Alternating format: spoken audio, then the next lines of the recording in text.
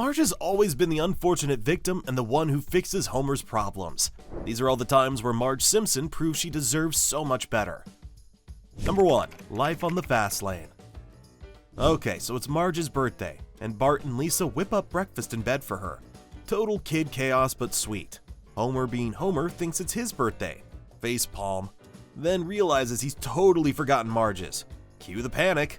He bolts to the mall and, in true Homer fashion, buys a bowling ball. For himself. Yes, it's engraved with his name. Real smooth, champ. Dinner time rolls around and Marge's sisters, Patty and Selma, tag along, making Homer's skin crawl. Bart gifts Marge French perfume. Lisa crafts a macaroni masterpiece. And then comes Homer. Bam! Bowling ball drop. Literally. Onto her birthday cake. Cue awkward silence. Marge's rage and Patty and Selma's smug "we told you so" faces. Well, if you don't want it, I know someone who does. Marge, fuming, decides to keep the ball just to spite Homer. Off to the bowling alley she goes, determined to prove a point. And this is where Jacques, the smooth-talking instructor, enters the chat. I don't want to trouble you. Not at all. I am a professional. Roll the ball for me, Marge. Let me see your phone. Number 2. The War of the Simpsons. Alright, picture this. Marge and Homer host a dinner party. Classy, right? Wrong. Homer dives headfirst into life of the party mode, which quickly spirals into why did we invite him territory. He's drunk, dancing with a lampshade on his head, cracking awful jokes, and somehow manages to offend everyone, including Dr. Hibbert, with a flying the ice cube gag. Oh, and let's not forget the ogling. Maud Flanders' cleavage was apparently on full display, and Homer wasn't subtle. Cut to Homer passed out on the living room floor where he remains until morning. Marge, mortified and livid, flips him over because Dr. Hibbert casually mentions that he might choke if left on his back. Next morning, vacuum cleaner therapy. Marge, furious, yanks him into the car, blasts the radio, and demands he face his antics. Homer apologizes to Bart, who, in peak sass, claims he never respected him anyway. Ouch. After Homer embarrasses her by getting drunk at the dinner party, Marge plans a marriage counseling retreat. Instead of working on the relationship, Homer prioritizes fishing, leaving Marge feeling dismissed and frustrated. Number 3. Marge in Chains. Alright, let's talk about Marge in Chains, a classic Simpsons episode where Springfield proves once again that it might just be the pettiest town in TV history. So here's the scoop. Marge, sweet Marge, gets wrongfully arrested for, wait for it, shoplifting. And not even something wild, just Grandpa's bottle of bourbon. Turns out she's dead tired from playing nursemaid to her flu-ridden family. Accidentally skips pain and bam, Apu hits the silent alarm like she's robbing Fort Knox. Police? Oh, they showed up armed to the teeth like it's an action movie. Seriously, overreaction much? Fast forward and Lionel Hutz fumbles her defense. Classic Hutz. And Helen Lovejoy spreads enough rumors to make TMZ blush. And the TV buys it all, hook, line, and sinker. Marge lands in prison. Springfield spirals into chaos, and by the end, even Jimmy Carter's statue gets dragged into the madness. Springfield, you never disappoint. Number 4. A Streetcar Named Marge, Season 4, Episode 2. Moving on to A Streetcar Named Marge, picture this. Marge, feeling like the universe's most underappreciated housewife, decides to audition for a community theater production of A Streetcar Named Desire. She's done with being Homer's personal beer-fetching robot and craves something, anything, more fulfilling. But does Homer care? Nah, he's glued to his bowling game, channeling peak couch potato energy. Marge lands the role of Blanche Dubois, acting alongside Ned Flanders, yes, the ever-doodly neighbor, as Stanley. Meanwhile, Maggie's busy staging a full-blown baby rebellion at the Ayn Rand School for Tots. Back to Marge. She's killing it, figuratively, not literally. In rehearsals, smashing bottles and channeling her frustrations. Fast forward to opening night, Homer, shockingly, feels things watching Marge on stage. Realizing he's been a grade A jerk. Cue the reconciliation. The end, curtain drop. Number 5. Marge Gets a Job, Season 4, Episode 7. This one is a little bit of everything. Wolves, inappropriate advances, and Tom Jones? Yeah, it's a doozy.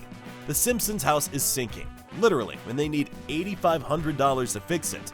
Marge, against Homer's usual don't-do-anything-sensible stance, takes a job at the Springfield nuclear power plant.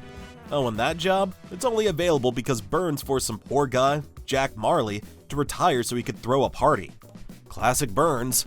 Please don't make me retire. My job is the only thing that keeps me alive. I never married and my dog is dead. Meanwhile, Bart's pulling his usual stunts, faking sick to dodge a test. Miss Crabapple? Not buying it. Fast forward and Bart's lies catch up when he cries wolf, literally, after a real wolf attacks him at school. Willie saves the day, of course, because who else wrestles wolves for fun? Don't feel bad for losing. I was wrestling wolves back when you were at your mother's teat. Back to Marge. Burns, ever the creep, tries to woo her with Tom Jones in chains. It ends with Homer stepping up, Burns backing off, and Tom Jones singing in protest. Wild, right? Number 6, The Springfield Connection. The Springfield Connection is one of those classic episodes where Marge steps up and takes no nonsense, because why not? Marge decides to shake things up in Springfield and become a police officer. She's done with being the housewife, ready to make a real difference. But boy oh boy, does she quickly learn that the world doesn't exactly welcome a woman in a badge. Right off the bat, she's hit with mockery and sexism from the townsfolk. Hell, even Homer, her own husband, isn't too thrilled about it. He thinks he's still the man of the house and doesn't exactly take her new career choice seriously. Marge does her best to rise above it, but everywhere she turns, her authority gets undermined. The guys on the force, they don't take her seriously. The town, they laugh in her face. It's like every step she takes to make a difference is met with a wall of doubt. Marge starts to feel like she's invisible, just another cog in the machine, not respected, not valued. Talk about a rough patch for someone trying to do something good. Number 7, Scenes from the Class Struggle in Springfield. The story goes like this. Grandpa breaks the family's TV. Classic. So the Simpsons hit up the Ogdenville outlet mall to replace it. While Homer and the kids goof around, Marge stumbles on a channel suit, marked down from $2,800 to $90. What a steal. She buys it, rocks it everywhere, and soon bumps into an old classmate, Evelyn, who mistakes her for Fancy and invites her to the Springfield Country Club. Cue Marge diving headfirst into high society. She's altering that suit like it's a Project Runway finale. But oof, those snobs treat her like a charity case. Meanwhile, Homer battles Burns in golf. Marge hits peak bougie when she realizes that she's losing herself. The family ditches the club for Krusty Burger, proving fries are more than fake friends. Classic Simpsons, am I right? Number 8. It's a mad Marge. Marge is gaslit by the people around her when she becomes suspicious of Otto's fiancée Becky. The context is this. Otto, the bus-driving metalhead, proposes to Becky at a drive-thru. Romance goals, and Bart, in his infinite wisdom, offers their backyard for their wedding. Fast forward to the big day, and Becky admits she hates heavy metal. Marge suggests an ultimatum, and boom, Otto picks his Poison tribute band over Becky. Chaos. But wait, there's more. Becky crashes at The Simpsons, charms everyone, and makes Marge insanely paranoid. Like Break's mysteriously fail paranoid. Marge spirals, accuses Becky of plotting murder, and winds up being declared legally insane. Yet, plot twist, Becky actually did plan to kill Marge. Cue knife fights, mistaken identities, and tranquilizer darts, flying like it's an action movie. In the end, Marge's paranoia, totally justified. The Simpsons, where family fun means murder plots and dart guns. Classic. Number 9, Break My Wife, Please. Break My Wife, Please kicks off with Homer being Homer, losing his license and dumping all the driving duties on Marge. Naturally, she's not thrilled about becoming the family Uber, and her patients start running thinner than Ned Flanders' mustache. Meanwhile, Bart pulls a classic Bart move, mooning everyone at the Springfield Aquarium.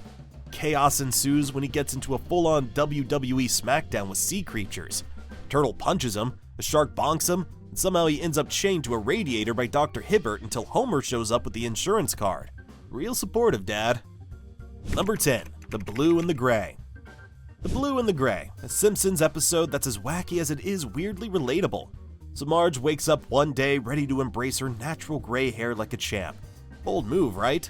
But instead of applause, her family and the entire neighborhood treats her like she's aged a century overnight.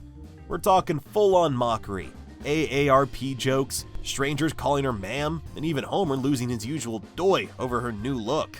Ouch. Meanwhile, Moe is tired of his annual Valentine's Day pity party, so he hits up the confidence seminar run by, get this, Dr. Kissinger. Moe ropes Homer in as his wingman, but surprise, surprise, Homer steals the spotlight with the ladies. I'm looking for Homer Simpson. What, did he eat your candy house and push you into the oven? That's what the valet just asked me. Classic Simpsons chaos, right? In the end, Homer and Marge reconnect, realizing their love goes beyond hair dye. Oh, and Homer dyes his hair blue, because that's how they roll.